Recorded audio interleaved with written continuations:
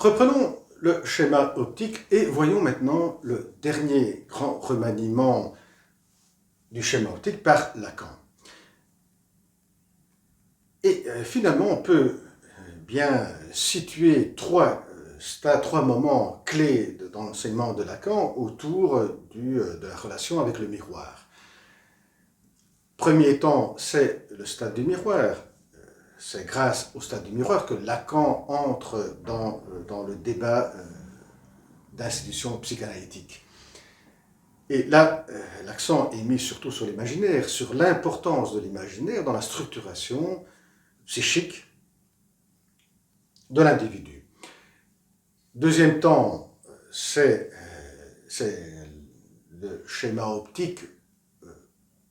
Lorsque Lacan commence son séminaire et s'intéresse au développement autour de l'incidence du symbolique, on l'a vu dans l'écrit intitulé de Lacan, Remarque sur le rapport de Daniel Lagache, où dans le schéma optique, il indique bien la double incidence de l'imaginaire et du symbolique avec l'idéal du moi. Donc l'imaginaire, c'est autour du stade du miroir, de la projection, de l'investissement libidinal du corps. Le symbolique, c'est autour de l'idéal du moi.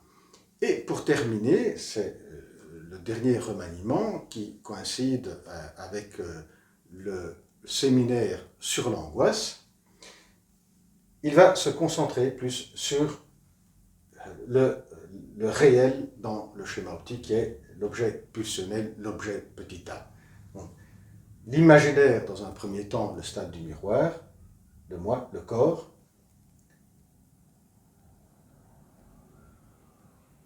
Deuxième temps, deuxième step, le symbolique autour de l'idéal du moi. Et pour terminer, le réel autour de l'objet de la pulsion. Reprenons rapidement le schéma optique sur la projection, et soyons plus précis autour des mots. Libido, la libido, pour Lacan, est l'investissement de l'image du corps et de la formation du moi. Et l'être, se sentir aimé ou aimé, eh bien, pour Lacan, restera toujours une affaire de libido, de position narcissique. Et il reste fidèle à une certaine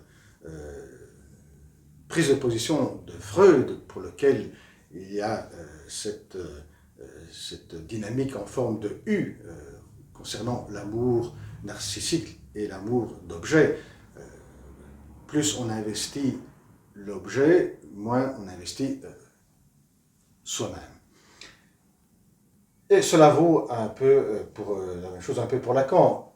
Il suffit ici, en prenant le schéma optique, de transformer ce miroir plan en une vitre, et le reflet du vase, et donc du propre corps, du moi, va se superposer à la personne qui est derrière la vitre, et donc être investi par la libido narcissique, et donc devient libido d'objet. Et cela vaut, que ce soit pour les personnes, mais ça vaut aussi pour les objets.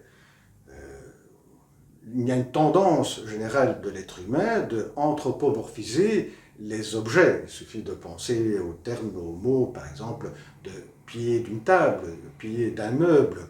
On va rendre les objets selon notre propre forme du corps. Bien, cela s'explique également par cette projection, une partie du corps, vers l'extérieur. Et donc on va investir aussi les objets mondains et aussi inévitablement les personnes, et donc on va aimer l'autre comme reflet de soi-même.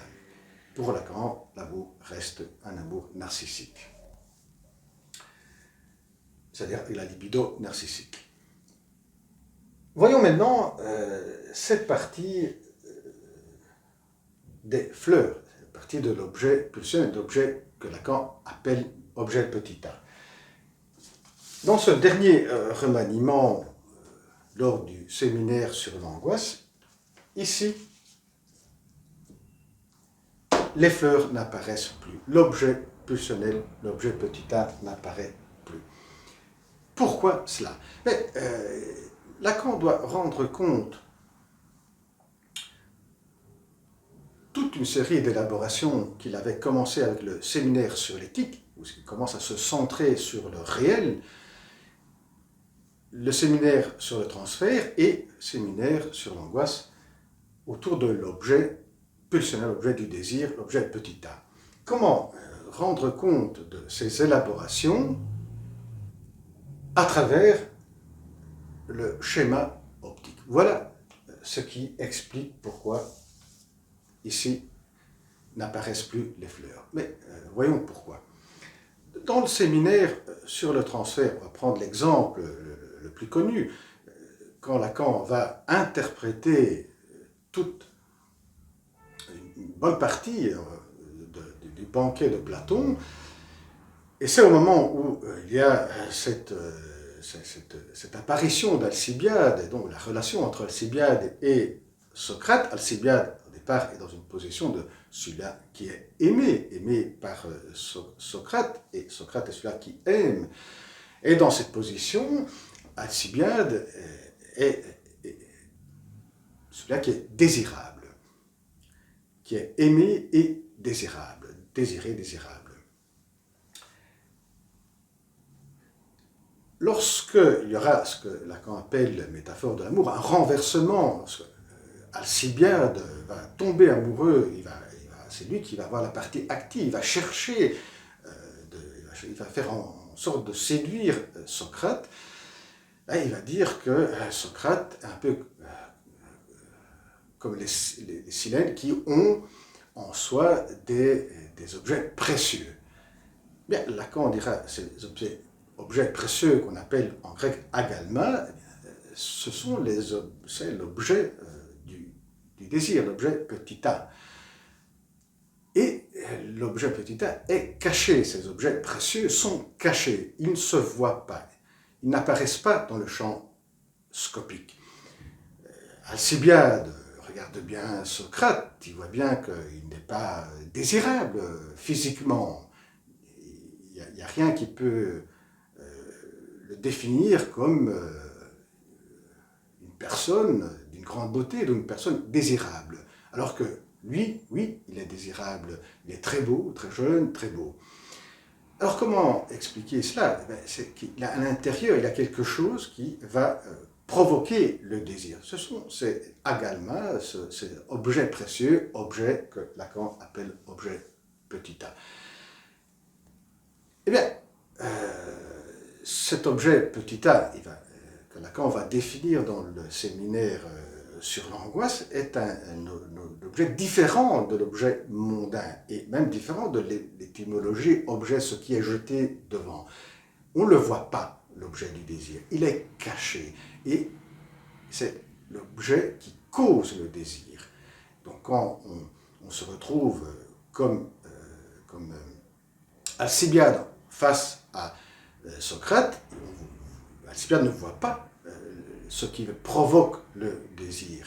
C'est cet objet petit a qui n'apparaît pas dans le champ scopique et qui est caché en Socrate et qui va provoquer le manque chez Alcibiade.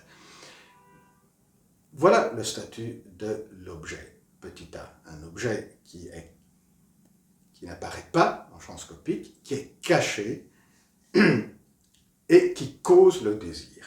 Et bien voilà ce que ce dernier remaniement du schéma optique va représenter. Au départ, Alcibiade, il est dans cette position qu'il a l'objet petit a, il est désirable. Donc, face à un miroir, il se voit désirable, mais l'objet petit a n'apparaît pas. Il ne sait pas pourquoi il est désirable. lorsque il rencontre Socrate, il y a bien le reflet de son corps qui va sur le corps de Socrate. Il y a bien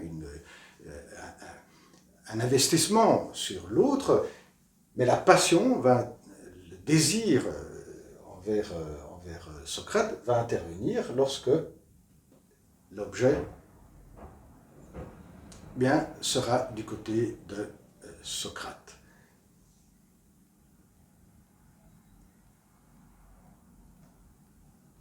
Et provoque ici donc le manque chez Alcibiade, et du côté de Socrate, si on fait un miroir comme une vitre, ce sera caché dans le corps de Socrate.